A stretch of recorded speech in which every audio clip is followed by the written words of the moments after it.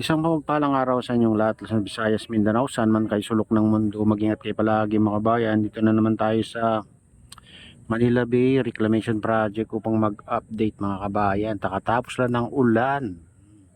Halos sa magdamag pero pasulput-sulput lang yung ulan mga kabayan. Kaya kung anong makikita nyo dito sa dagat na nakalutang ay dahil sa ulan mga kabayan. Naaanod na yung mga basura. Medyo malakas-lakas ng ulan kagabi. Ayan, kaya ito makikita nyo dito sa Manila Bay.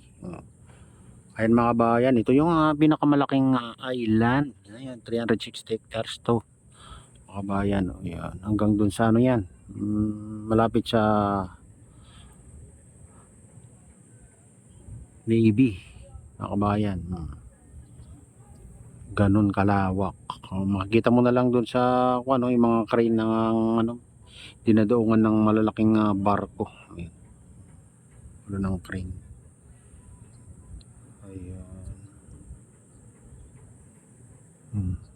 Doon yung Manila Baywalk Dolomite Beach.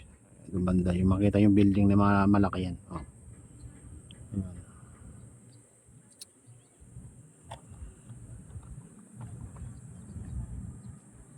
Ganito nakalawak mga kabayan itong reclamation at talagang tinaasan pa doon banda sa kabila.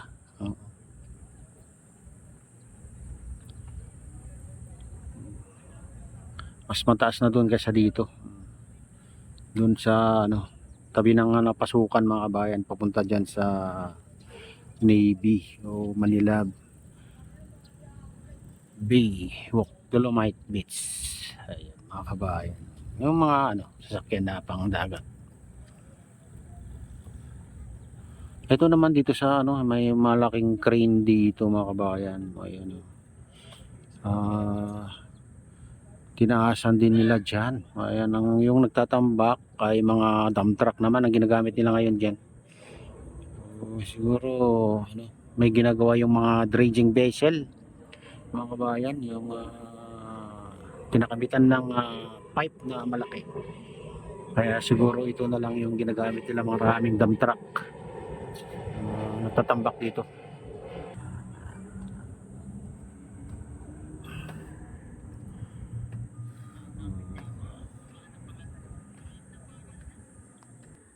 Ay, itong barko na to hindi ko na alam kung anong gamit nito mga kabayan. Itong nasa tapat natin naka-standby lang. Kahapon pa to mga kabayan kasi hindi tayo nakapag kahapon. Nakapag video dito.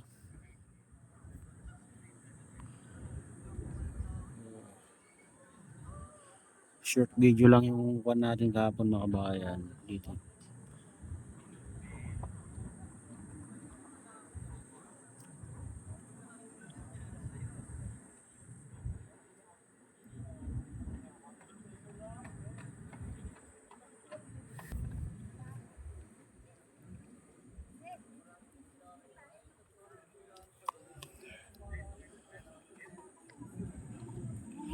Dito naman mga kabayan yung dito yung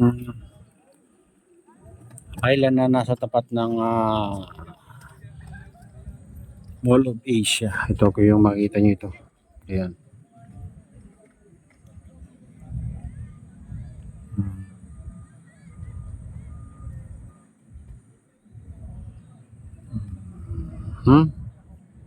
Lawak na rin yan mga kabayan.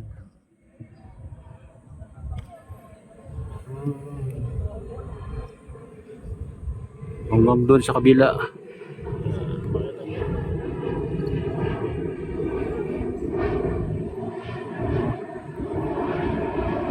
Sabi dati maliliit na island lang itatayo dito pero ang laki rin pala yung tinayo na dyan mga kabayan.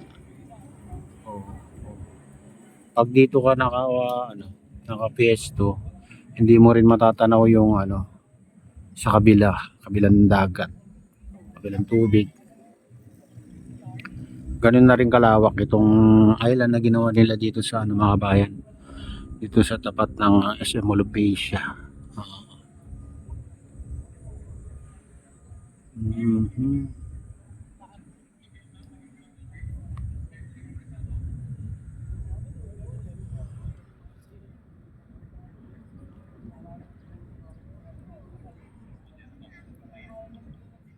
At ano, linagyan na rin ng ano yan. Ano yung tawag, breakwater. Ito yung tawag nila dyan mga kabayan, puti. Ayan.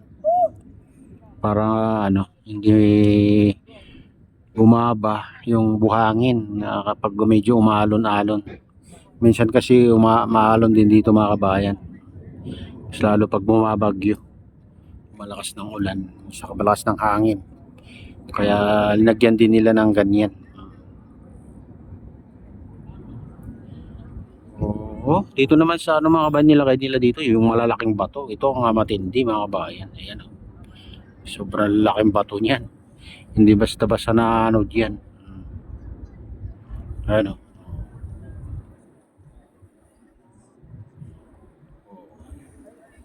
Yan ang nilagay nila sa seawall ng ano, MOA. O kasi malubi siya mga kabayan.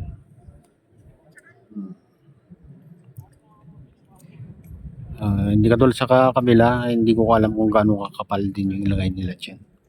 Panangga sa ano, tubig na ampas diyan sa island.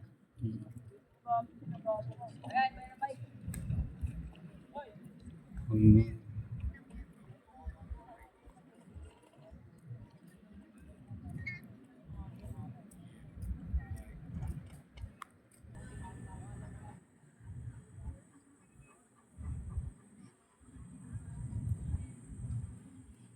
Doon kumukuha ng buhangin guys.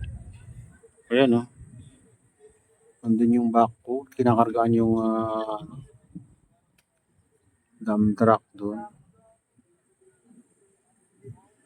Tapos itatambak din dyan mga kabayan sa kabila, sa malaking island. Yan ang tinatambakan nila ngayon. Dito banda oh. Ayan. Yan sila nagtatambak.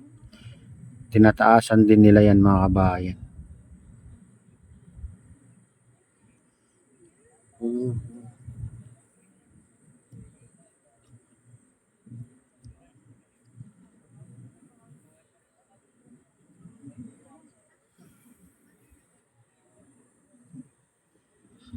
Oh, ayan mga kabayan, ito na yung latest update dito sa Manila Bay Reclamation Project. Shoutout nga pala sa lahat ng OFW, mga immigrant sa buong bansa. Shoutout sa inyong lahat. Shoutout din sa lahat ng vloggers. Shoutout din sa lahat ng sumusuporta sa aking YouTube channel. Sana hindi kayo magsawang sumuporta. Shoutout din sa lahat ng viewers, mga nagla-like, silent subscribers, silent viewers. Mega mega loud shoutout sa inyong lahat mga idol, mga kabayan. Saan man kayo sulok ng mundo. Ay mag-ingat kayo. Shoutout nga kay Kuya Iyo, kay Ate Lynn, kay Kuya Rick sa aking misis. Ayan.